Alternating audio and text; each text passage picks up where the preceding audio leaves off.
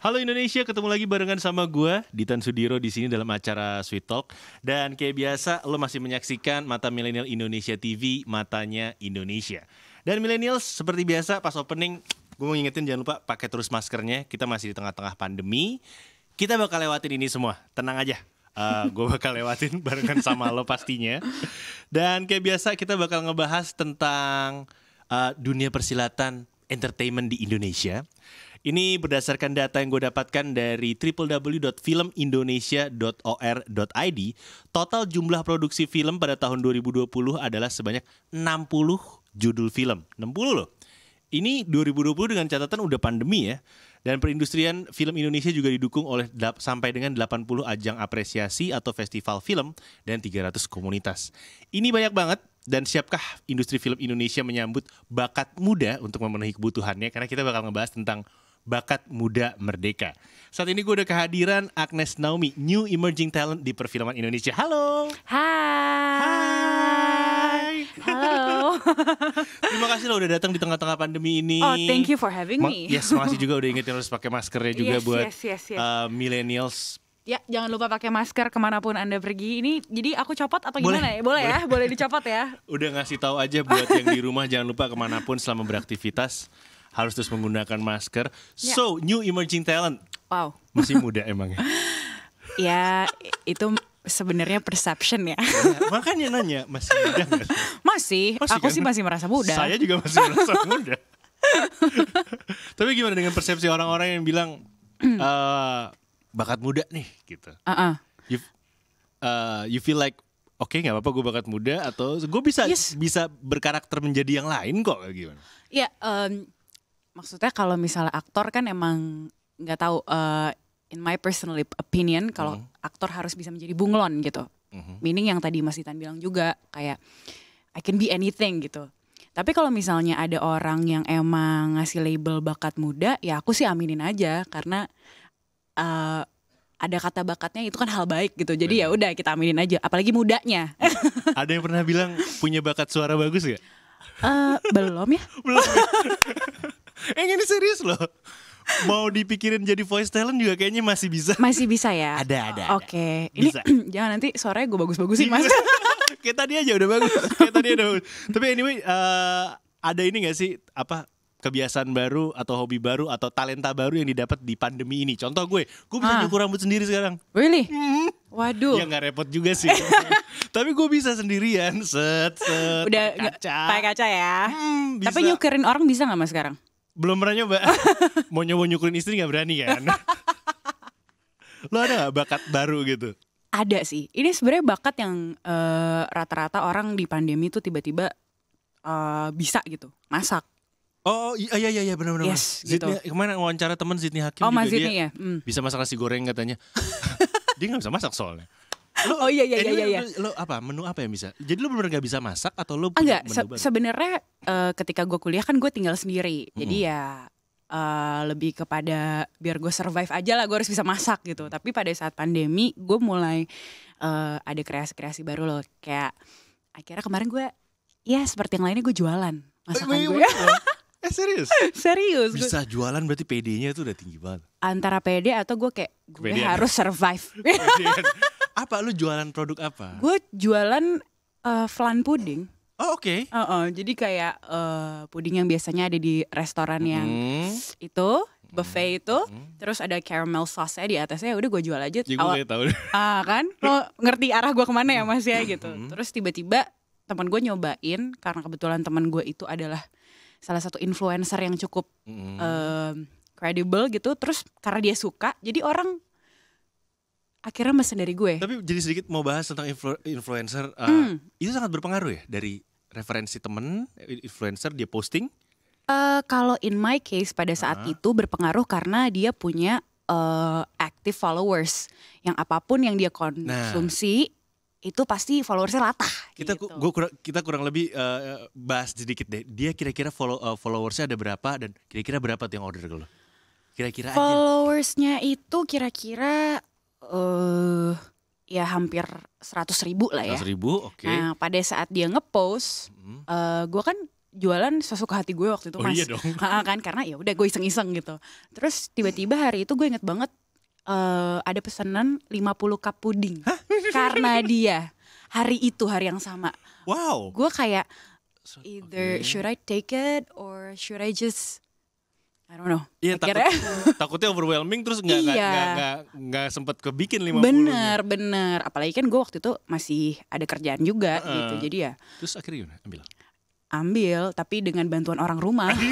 Kan lagi pandemi juga ya, Betul. kita nggak tahu besok ada apa. Betul, gitu kan cuan-cuan juga. Lu mau nggak? Iyalah, Gitu. gila cuan sekitar 100.000 followers dan itu lumayan loh 50. Lumayan, Cuan, lumayan. cuan banget itu. Cuan. Terima kasih ya temen gue yang. Jadi cukup berpengaruh ya. cukup sih. Cukup berpengaruh yang namanya Yes.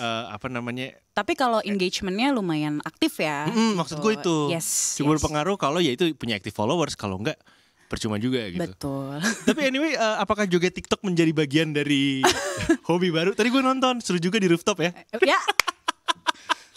Ketahuan. Dan natural banget gitu, kayaknya nggak dipaksa-paksain. Enggak, sebenarnya kalau misalnya TikTok itu awalnya gue bikin karena tebak-tebakan gitu. Itu nanti, itu pertanyaan kedua itu. Jogetnya dulu. Joget sih ya karena aduh gue bosen ya gitu. Dan waktu itu lagi break shooting lah gitu. Jadi ya udah gue main sama temen gue. Gue sebenarnya maksa temen gue sih untuk Kelihatan sih. soalnya temen gue gak niat ya. agak geraknya agak set, tapi nggak offbeat. Oh, nggak Nggak offbeat kok. Yang penting masih bisa lah ya. Masih bisa nggak offbeat, cuman kayak aduh. Iya, jadi sebenarnya tuh sih kalau misalnya dance TikTok sih karena iseng aja kayak jujur TikTok nggak terlalu gue jadikan kayak oh ini platform gue harus bikin konten serius, nggak gitu-gitu banget. Jadi ya udah karena lagi mood aja gitu. Oke, mood aja. tapi ada satu hal yang gue penasaran banget tadi ngeliat TikTok terus dari semua enggak nih, gue penasaran banget serius. Masa gue nggak bisa jawab hantu apa yang jago jualan? Gue nggak mau lihat komennya, gue mau lo yang jawab. Ini harus gue spill di sini nih. Hantu apa? Ayo, iya dong. pikir dulu dong Mas. Apaan? Ini plesetan pasti nih, nggak jauh-jauh. Pokoknya kalau kunci dari tebak-tebakan gue adalah Hantuan tanah. Maksa ya? mungkin bisa, tapi ya, kurang lain hari tepat. kali ya. Kurang tepat ya. Pokoknya gak usah terlalu banyak mikir deh Mas. Ya apaan? Ayo udah deh. Hantuan tanah enggak ya? Hantu pemasaran. Oh boleh. Aduh. Gua aja cringe loh jawabnya. Iya. Jadi iya. Itu kuliah gue loh. Oh gitu. Iya, tahu Anak marketing ya? Nah itu dia. Kalau marketing itu kan bahasa Indonesia pemasaran. Iya. Kalau bahasa Inggrisnya penasaran apa? Curiosity. No. Apa tuh? Marketing. Nah. Ini sebenarnya Mas Dita nih punya bakat banget loh untuk Boleh. bikin TikTok kayak gitu. Boleh. Tuh. Bisa Boleh. tuh. Gue terjebak loh tadi. Lo bikin dong, lo bikin lanjutannya, lo bikin lanjutan. Nanti gue tag lo ya Mas Boleh. ya. Gue bikin akun dulu. boleh ya. Oke, Yes. yes gue berhasil. Kesel. Tapi anyway kita balik lagi ke lo. Awalnya cita-cita lo apa sih? Awal banget nih. Awal banget deh, awal like banget. early years. Yes, terus lo sekolahnya arahnya kemana? Sekarang di sini. Awal banget sebenarnya dulu tuh gue pengen jadi pramugari Mas. Oh iya, gue juga pengen jadi pilot dulu standar. Sorry, bukan pramugari, flight attendant. Yes, mugari. Ntar dikomplain. Flight attendant ya Yes. gitu. Karena dulu gue ngelihat om gue itu salah satu flight attendant maskapai luar gitu, dan dia kayak anak umur 7 tahun ngelihat jalan-jalan ke luar negeri sering tuh kayaknya asik Happy. gitu. Dan setiap kali gue naik pesawat, gue tuh selalu satisfied banget kalau misalnya denger mereka bacain pengumuman. Oh iya. Ya jadi kayak gue kayak ih kok enak banget ya, gue pengen deh kayak gitu. Ya maksudnya alasan anak kecil lah. Gue pengen nih bisa ngangkat telepon itu, terus iya. habis itu gue kayak Sebelum di closing lu pakai pantun gitu ya. iya. Gue kasih tebak-tebakan biar stres Yo, sama pesawat. ada pantun biasanya. Iya sebenarnya itu sih awalnya. Cuma akhirnya pada saat gue kan dulu basicnya sebenarnya kalau lo dulu pernah dengar ada sanggar namanya Sanggar Sangrila zaman Sanggar dulu. tuh banyak sih. Adalah inilah satu sanggar ini sebenarnya fokusnya lebih ke balet nari. Oke. Nah jadi itu dulu gue 10 tahun balet lah. Tapi balet itu kan ada recital. Iya. Anak-anak kecil tuh kan Yeah. gitu. Nah, Show. ya terus habis itu disitulah pertama kali gue kenal acting. Nah sampai akhirnya I went to high school, terus kebetulan teater di sekolah gue tuh cukup serius. Karena kita diajarin sama anak-anak IKJ. Aduh. Gitu. Beneran berarti. Beneran banget. Nah dari situlah I develop my passion for acting gitu. Awal dari situ ya? Dari situ awalnya. Akhirnya, tapi dulu sempet tuh gue pas kuliah kan gue komunikasi. Gue sempat pengen jadi jurnalis. Tapi ternyata kayaknya Gak usah. Langsung ke acting aja. Tapi waktu itu jurnalis gue juga kirim-kirim CV gak ada yang tembus. Jadi yaudah maybe this is not my calling kali. Yes, gak usah gitu. Been there dan that ya. Gak usah. It's a fun industry. Tapi kalau sekarang lu bisa jadi jurnalis dari diri sendiri sih. Lu udah punya akun media sosial. Yap. Gitu. Bikin tebak-tebakan gak kategori jurnalis? Gue jurnalis tebak-tebakan. Jurnalis tebak-tebakan. Gue mau ditabokin sama teman-teman gue yang jurnalis beneran kalau misalnya. Gak enak ngomongnya. Tapi akhirnya lu bisa terjun ke film tuh, masuk industrinya kayak gimana? Bisa akhirnya ketemu siapa? Sehingga akhirnya bisa depan kamera ibaratnya. Yes, pertama kali itu kan gue ikut satu komunitas bengkel acting Kuma. Oh, Kiva Iskak? Yes, Kiva Iskak kan salah satu mentornya tuh. Jadi gue batch pertamanya mereka lah di 2016. Nah dari situ pada saat gue lulus dari kelas acting tersebut, gue dapet project lah dari Paul Agusta. Kalau tahu dia adalah salah satu sutradara yang ya cukup diketahui lah. Nah habis itu gue mulai dari film-film pendek tuh Mas. Selain dari projectnya Paul Agusta, gue mulai dari film pendek anak-anak kampus gitu. Terus ya itu pertama kalinya banget gue ikut industri film yang serius lah, bukan kita iseng-iseng doang pakai, gue mau nyebut handycam ya. Zaman gue pakai handycam. Pakai kaset. Itu keren loh handycam tuh. Iya kan? Kerenan yang sekarang. Iya. Sekarang kamera foto udah ada. Bener. Udah mengalahkan segala-gala. Kamera handphone lo juga udah canggih banget. Bener sekali. Cuman ngomong-ngomong di dunia perfilman Indonesia terutamanya, apa yang menurut lo cukup menarik di dunia perfilman Indonesia? Yang menurut gue cukup menarik adalah yang seru. Diversity-nya sih sebenarnya. Oh iya, diversity banget sih. Iya, karena apalagi sekarang industri, ya maksudnya gue juga terhitung baru di industri ini. Tapi sekarang tuh gue ngelihatnya they're very open to diversity gitu. Maksudnya mereka udah nggak typecast gitu. Iya, nggak ada pilihan karena berbeda-beda tetap satu, bener. Yes, betul. Dan udah gitu di Indo juga sebenarnya kalau misalnya kita mau ngulik cerita juga banyak banget yang bisa di bring up gitu. Jadi itu sih gue, karena gue dari kecil suka banget sama film-film Indonesia. Emang beneran suka. Apa film yang waktu, kalau gue kan gak jauh-jauh Dono Kasino Indro ya, gue cukup hafal loh. Gue juga nonton kok Mas. Gue pengen nonton lagi karena sekarang setahu gue ada di salah satu OTT dan gak pakai sensor. Kan yang dulu kita tonton kan banyak, tadi ngapain sih gitu. Nah ini setahu gue tuh enggak, dan udah di setting. Kalau kita nonton di TV swasta, itu kan pemotongannya agak nggak sinkron tuh, suka ada orang yang palanya nggak ada tapi ngomong, ya kan apa namanya, iya bener, pemotongan frame-nya kan. Yes. Ini kalau di OTT ini enggak. Semua tuh. Iya, dan HD, jadi gue kayak gue mau nonton, gue mau nonton ulang, dia cukup lengkap kok. Jadi itu kayak ngebawa experience yang beda dari dulu kita nonton ya Mas. Kalau gue Dono, kalau lu apa? Kalau gue itu pertama kali yang gue inget banget salah satunya adalah 30 Hari Mencari Cinta. Oke. Itu gue dulu sampai gue hafal lainnya. Hah? Yes. Salah satu lain coba. Ini. Itu tahun berapa ya? Gue aja agak lupa loh. Ini tuh tahun 2004. Iya, ini setelah ADC. 2000, ADC 2002 ya. Yeah. Kalau nggak salah dia sangkatan sama Evelyn in Love. Atau Evelyn in Love setelahnya, gue lupa. Bener.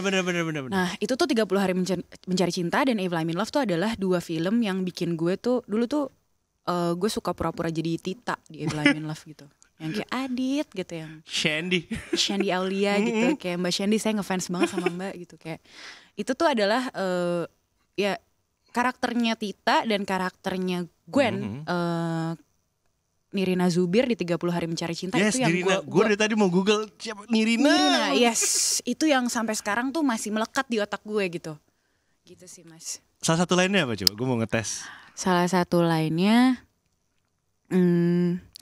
kita nggak jelek-jelek amat kok. Kok kita nggak dapet cowok ya? Oh gitu. Iya. Itu yang ada di trailernya juga kalau nggak salah ya. Itu terus soundtracknya kan juga bagus gitu, jadi ya suka lah. Itu legend banget sih. Oke, ini pertanyaan gue terakhir di sesi ini, aktor atau aktris favorit boy dalam negeri, luar negeri? Kalau luar negeri tuh gue suka banget Amy Adams. Why? Why? Karena dia menurut gue definisi bunglon. Menurut gue ya. Okay. Karena dulu gue pertama kali nonton dia itu di Enchanted as a princess. Tapi throughout her career as an actress, dia sempat main American Hustle. Terus habis itu dia main, yang paling gue inget karakternya adalah karakter dia di salah satu series namanya Sharp Objects. Nah dia di situ jadi detektif. Itu waktu dia jadi Giselle di Enchanted, ya princess lah ya, cantik, elegan dan segala macem. Tapi pas dia jadi karakter di Sharp Objects ini tuh depressed, terus udah gitu rambutnya tuh yang kayak gue sampai lupa ini Amy Adams gitu. Dapat banget bu. Gitu sih sebenarnya. Dalam negeri? Kalau dalam negeri gue suka banget Lydia Cheryl. Oh, gue juga ngefans. Wah, ya parah sih. Jadi salah satu kekecewaan gue di ADC 2 dan gue belum nonton banget. Okay. Karena gak ada Lydia Cheryl. Apa yang harus gue tonton di situ? Akhirnya gue tonton Millie Mamet. Gue tonton Millie Mamet aja lah udah. Millie Mamet, karena lo suka juga sama karakternya Millie di situ. Suka Sissy Priscilla. Suka Millie gitu. Meskipun Millie-nya sudah sangat dewasa, tapi gak apa, gue masih inget nih kenangan-kenangannya. Iya. Itu sih, tapi emang Lydia Cheryl emang patut diacungi jempol sih. Yes, lu sempet barengan sama dia juga kan? Belum pernah, tapi mudah-mudahan ya. Amin gitu. Amin ya rabbal alamin, gue akan lancar. Gitu. Jadi inget, nanti kita bahas lagi tentang Lydia Cheryl pokoknya. Boleh. Dan buat millennials jangan kemana-mana, gue bakal balik lagi abis ini masih ngebahas tentang bakat muda mereka barengan sama Agnes Naomi.